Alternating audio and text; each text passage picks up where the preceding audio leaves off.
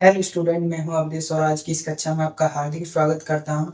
और पिछली कक्षा में हमने प्रश्न संख्या 8 तक सॉल्व कर लिया था और आज हम प्रश्न संख्या 9 को हल करेंगे। प्रश्न संख्या 9 हमें क्या दे रखा है? कॉस इनवर्स माइनस के 1/√2 ये हमें दिया हुआ है। और कॉस की जब भी थीटा नेगेटिव का होता है तो कॉस की प्रमेय होती है। वो प्रमेय क्या होती है? प्रमेय कहती है कि कॉस इनवर्स माइनस थीटा बराबर pi minus cos inverse theta, कि जब भी थीटा नेगेटिव में हो तो पाई में से घटा देने पर थीटा पॉजिटिव का हो जाता है। ये प्रमेय होती है। इस प्रमेय को इसमें लगाते हैं, पाई माइनस कॉस इनवर्स 1/√। अब इसके बाद पाई माइनस कॉस इनवर्स 1/√2 है। 1/√2 को हम क्या लिख सकते हैं? कॉस इनवर्स 1/√2 को हम लिख सकते हैं cos पाई/4।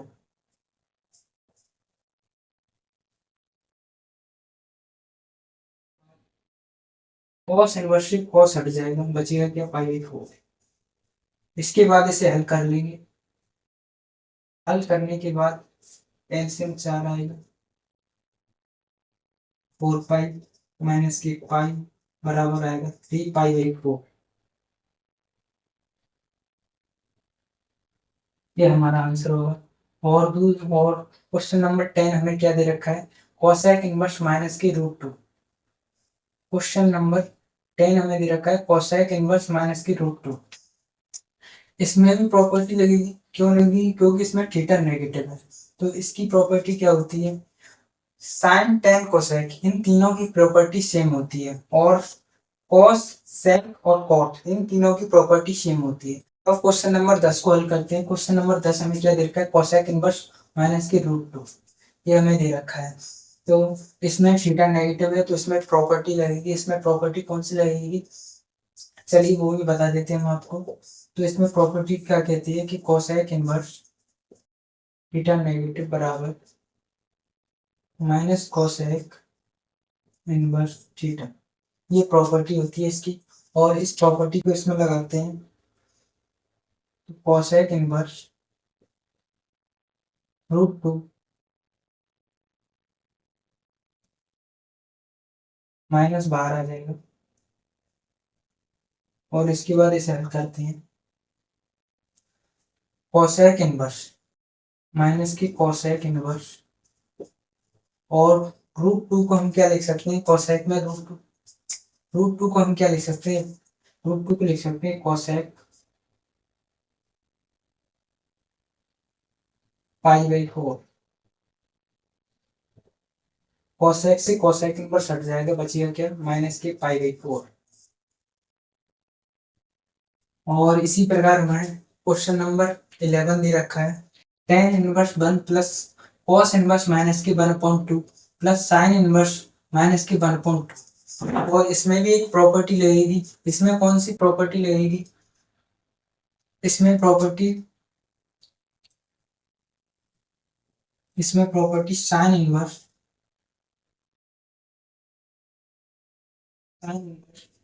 Theta plus cos inverse theta बराबर पाई/2।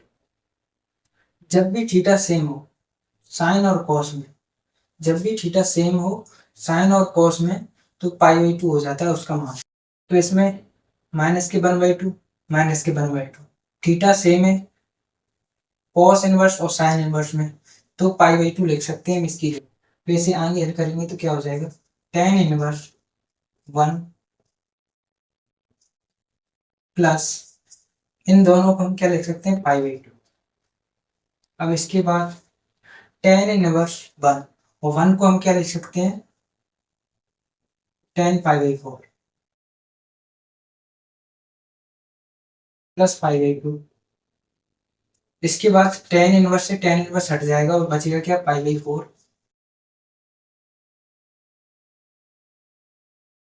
प्लस पाई/2।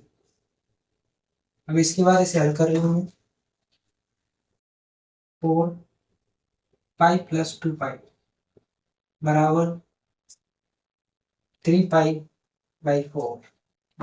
ये हमारा आंसर हो गया। और क्वेश्चन नंबर 12 हमें क्या दे रखा है?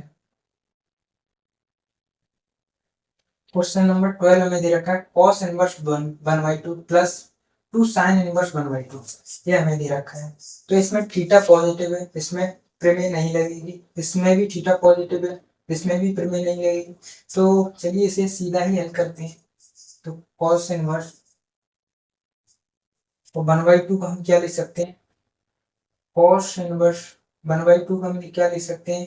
1/2 को लिख सकते हैं cos π/3 प्लस 2 sin इनवर्स 1/2। और इसमें साइन इनवर्स 1/2 को क्या लिख सकते हैं साइन में?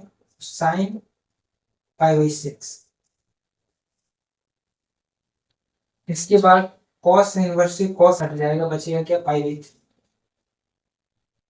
प्लस 2 साइन इनवर्स, 2 का 2 रहने दो, साइन इनवर्स से साइन हट जाएगा, बचेगा क्या? π/6। उसके बाद π/3 प्लस 2 से 3 बढ़ गया, बचा क्या? π/3। अब इसके बाद 2π/3। ये आंसर हो।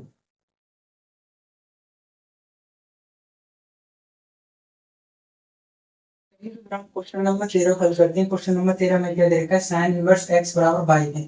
तो बाई की वैल्यू पूछ रहा है, बाई का मान किस किस के बीच में होगा? तो सबसे पहले तो हमें ये पता होना चाहिए कि साइन इनवर्स x का परिसर क्या होता है। साइन इनवर्स x का परिसर होता है, साइन इनवर्स x का परिसर होता है -π/2 से लेकर के π/2 तक होता है। -π/2 से π/2 तक होता है। तो इसमें बाई की वैल्यू भी -π/2 से π/2 के बीच में होगी। तो इसमें -π/2 और π/2, -π/2 और π/2, तो इन दोनों में से कोई एक आंसर है। तो इसमें से कौन सा आंसर है? इसमें देखने के लिए सबसे पहले तो आपको ये देखना होगा, एक क्लोज ब्रैकेट है, क्लोज ब्रैकेट है। तो इसमें ये भी कंसीडर किया गया और ये भी कंसीडर किया गया। तो इसमें इक्वल का साइन इसमें भी है और इसमें भी है। तो इसमें ये कंसीडर नहीं किया गया, तो ये आंसर नहीं होगा। इसके बाद बी ऑप्शन इस करेक्ट हो जाएगा। और क्वेश्चन नंबर 14 में क्या दे रखा है? क्वेश्चन नंबर 14 दे रखा है tan इनवर्स √3 माइनस के sec इनवर्स माइनस के 2 का मान किसके बराबर? तो ये हल करना है, सीधी सी बात है। तो tan इनवर्स √3 माइनस के sec इनवर्स √2 ये हल करना है। तो इसे हल करने में tan इनवर्स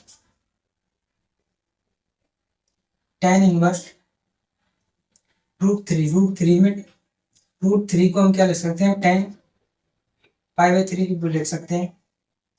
tan से माइनस, और इसमें थीटा नेगेटिव है तो इसमें प्रॉपर्टी लगेगी। इसमें क्या प्रॉपर्टी लगेगी? पाई माइनस sec इनवर्स 2। अब इसके बाद tan से tan हट जाएगा, π/3 बचेगा माइनस पाई माइनस और sec इनवर्स, और 2 को हम क्या लिख सकते हैं? sec inverse π/3। इस 2 को हम क्या लिख सकते हैं? sec π/3। इसके बाद π/3 minus pi minus sec inverse से sec हट जाएगा, बचेगा क्या? π/3। अब इसके बाद π/3 माइनस पाई प्लस π/3। अब इसके बाद हल करते हैं इसे, बचा एलसीएम क्या? 3 pi minus 3 pi plus pi बराबर माइनस के π/3। ये हमारा आंसर है।